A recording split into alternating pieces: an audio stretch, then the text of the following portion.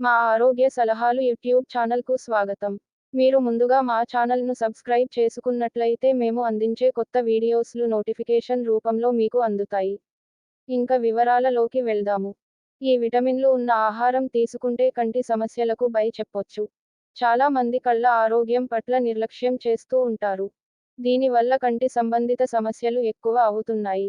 అదే విధంగా ప్రస్తుతం మారిన లైఫ్ స్టైల్, ఆహార విధానాల వల్ల కూడా అనేక సమస్యల్ని ఎదుర్కొంటున్నారు.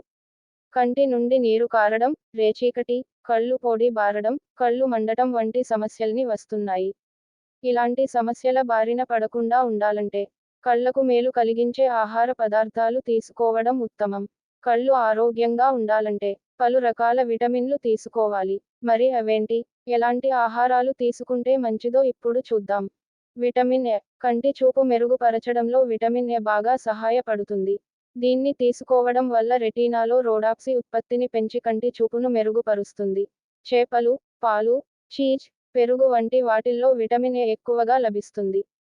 విటమిన్ సి విటమిన్ సి కూడా కళ్ళు ఆరోగ్యంగా ఉంచడంలో కీలక పాత్ర పోషిస్తుంది. దీన్ని తీసుకుంటే వృద్ధాప్యంలో వచ్చే సమస్యలు రాకుండా ఉంటాయి. విటమిన్ ఇ కంటి పొరలు, మాక్యులర్ డిజనరేషన్ వంటి కంటి సమస్యలు రాకుండా చేయడంలో విటమిన్ ఇ అనేది ఎంతగానో హెల్ప్ చేస్తుంది.